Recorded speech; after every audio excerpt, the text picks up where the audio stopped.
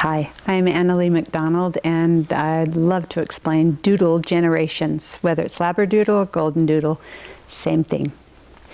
F1, first generation, is when we take a poodle, any size, and breed it with a retriever, any size. They come in sizes too.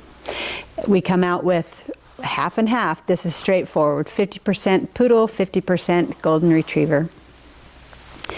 And I love to explore the reasons why we love this breed, even at F1. Simply that we have changed their coat.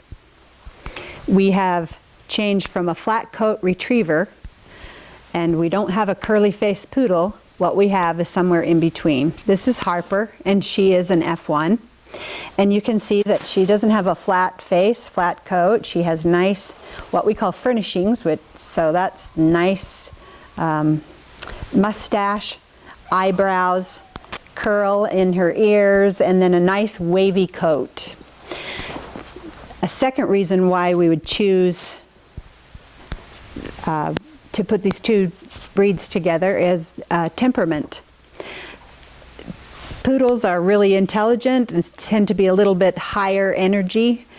We keep their intelligence, we snag their coat qualities, and then put it in a retriever body, that size of a retriever, and also we now have made the temperament that is loyal, loving, yet we don't have to put up with the shedding of a golden retriever. We don't have the allergies that we would if we have a golden retriever.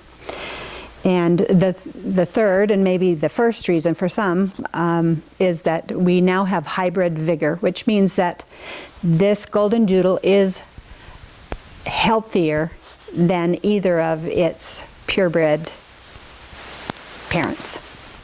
Poodles have their own issues, and then retrievers have some issues too. And when we put them together, they cancel out some of those. They are strengths to one another, and so we have a healthier dog than we would if we stuck with their purebred ancestors. Second generation that we go to is F2.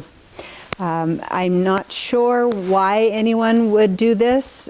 What happens is when we put 50% poodle, 50% retriever, and then breed it to the dog that is the very same. Imagine that we have two bowls of marbles, and one is white, one is black. For that first generation, we're going to have half of the whites and half of the blacks. So we know what we're going to get, 50%. But now divide that out. Now you've got one that has mixed amount, and say they throw all the white marbles instead of a mixture. You could go back further toward either of the purebred parents and not know what you're going to get. So it's the least reliable of all the generations, F2. So if someone's advertising F2, do explore whether it is in fact a cross between F1 and F1. Do your homework and make sure you're not getting truly an F2, because you won't know what you're buying if you go with that. We don't breed that. We don't recommend that. There are three first generation categories: F1, F2, and then F1b. F1b means you've taken an F1 and bred it back to one of its first generation parents. So that means you bred it back to a retriever, which I don't know why you would. Most often it means that they've bred it back to a pure poodle. So this means you're taking this 50-50 and then breeding it to 100% poodle. And if you do the math there, you're going to end up with a 25% retriever and 75% poodle. Genes, genetics. We can genetically engineer this type of a coat, a wavy coat, in a litter of F1bs. They don't necessarily have to be really curly coated, although many don't do genetic testing and just throw in the poodle and end up with a lot of curly puppies, which they're darling, they're fun, they don't shed, they're hypoallergenic, and they're sweet. But if you like the ragamuffin, you've got to pay attention, somebody either accidentally having some or somebody who does good genetic testing and can get you what you want in that generation. These are probably the most allergy friendly. This generation is most allergy friendly, the F1bs. So that's the first generation rundown. Then we jump to second generation total. The F1, F2, F1b are all first generation crosses. Second generation's crosses are when the first one is named F3, and that's when we take an F1 like her and breed it to an F1b, who is now 75% poodle. So if you do that math, you've got a 50-50 and cross it with a 25-75, and what you've got now is a 32.5% retriever and a 67.5% poodle. I love this cross, and that is only because we do genetic testing. So I can look at genetics and say, okay, I'm getting a whole ton of retriever qualities in this one, but as far as coat, I'm going to get the really non-shedding and sometimes even just wavy still. So F3, yes.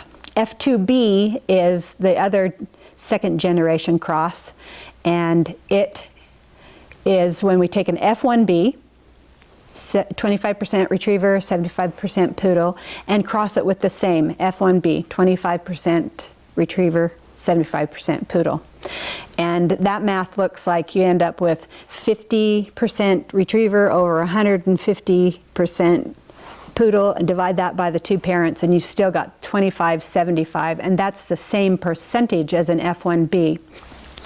So one more level we're going, and it's called multi-gen. Multi-gen is when we take an F3 or an F2b and breed it with anything. This means third generation. They've already been bred 2 generations in, and third generation we end up with various percentages of poodles. So this is something that you need to do your homework with. If you see one advertised multi-gen, you want to see its family tree. You want to know how many times it's been bred back to a poodle, and are you getting a dog that is 99.5% poodle, and you might as well own a poodle by the time it's multi-gen if that's been the way they've bred. But if they breed back to more retriever and alternate back and forth, you can come to the place where you've got 32.5 and it's the same as an F3. Just need to do your homework and find out what you're actually getting. And as breeders, we need to pay attention. This is Margaret, and she's an F3, and if you go back and look, what that means, it is we took an F1 and bred it to an F1b. F1 is 50-50, and F1b is 25% retriever, 75% poodle. So this is what we get when we cross the two of them. We have some that are wavy haired, some that are curly. She is curly, and she's a love. This is Ophelia, and she is a 10-week-old F1. Her mom is a small retriever, and her dad is on the smaller side of Moyen Poodle, and which means she's going to be somewhere between 18 and 25 pounds, and she's a feisty little love right now. But you can see what kind of coat an F1 has. She doesn't have a chance of being really curly because she's 50-50. There's 50% retriever in here. She has that same chance of shedding as well, 50%. And this is Bella, and she is an example of strategic breeding. She's an F1b, and you can see she has pretty straight coat, and she's quite small, and this is she's full grown. And I'll explain how we got her. We took a small golden retriever, our smallest female golden retriever, and we bred her to a small Moyen poodle.